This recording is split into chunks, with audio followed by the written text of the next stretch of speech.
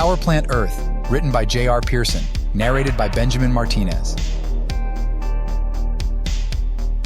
Dedication. A man who learns his true meaning is a danger to the intended world he fuels. We are funny things, humans, little things, full of energy that propel us forward until the day it doesn't. Everyone has different levels of this.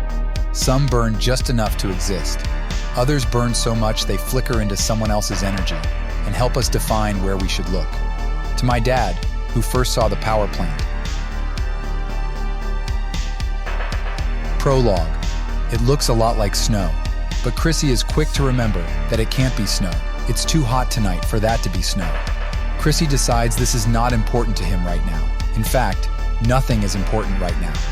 He goes to stand up, but the strange thing is, his left leg doesn't want to move with him. He also notices there's a lot of water, or maybe goo or something in his hair, like someone took some drink and dumped it on him. No, that can't be right either. Why is he out here again?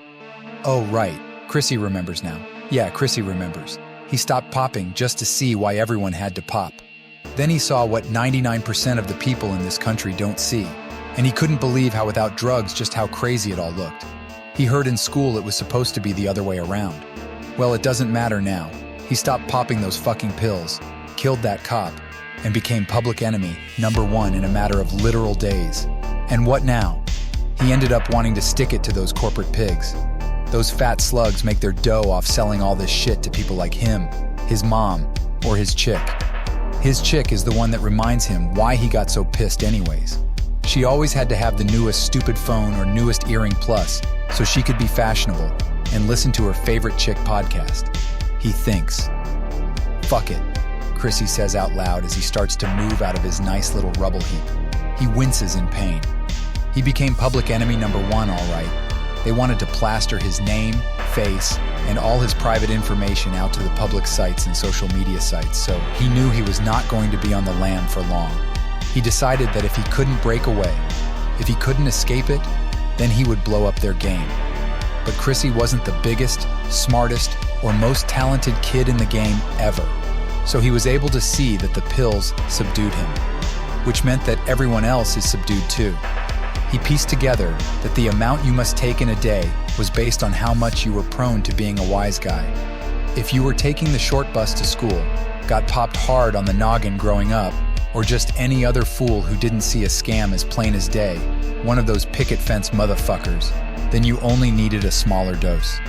He couldn't quite see how the tech stuff was involved. Truly, he never really gave a shit. After he learned he was a pawn in someone else's hustle, he got pissed, looked for people who could help him make a move against it, and now he's here, in the rubble of a factory owned by the good old folks of Chem Farm that he just fucking blew up. He smiles as he winces at the pain in his leg. His whole body aches in pain. But he knows now that this factory isn't going to be making any more of those damn pills. Who knows, thinks Chrissy. Maybe that's enough for someone else to get off the shit long enough to see the whole thing for what it is. Chrissy takes a few steps in agony, not really sure where he is going. He realizes only now that the snow he was confused about is actually ashes from the explosion. Chrissy was never going to go to college or be some smart-ass dweeb in a suit, but he's smart enough to know he isn't going to just walk this one off. He can't go anywhere. They see him as a terrorist. So this might as well be his last walk. About 20 feet into the parking lot of the now-destroyed building, Chrissy finally decides he isn't doing this walking in pain for some fucking stupid symbolism shit anymore, and plops to the concrete ground. He looks up at the stars. Shit, man, there's so many, thinks Chrissy, wondering if he ever actually looked up at the stars like this before. He thinks he hears a car door open. He's not going to look around. He just doesn't care. Maybe 2 voices? Who cares again? He just wants to look at these stars, man. The footsteps stop by him. He hears someone cocking a gun. He knows what that sound is because he has become quite familiar with it both before and after this little life experience. But he doesn't want to stop staring at the stars yet. They can do whatever they want at this point because he will just lay here staring at them.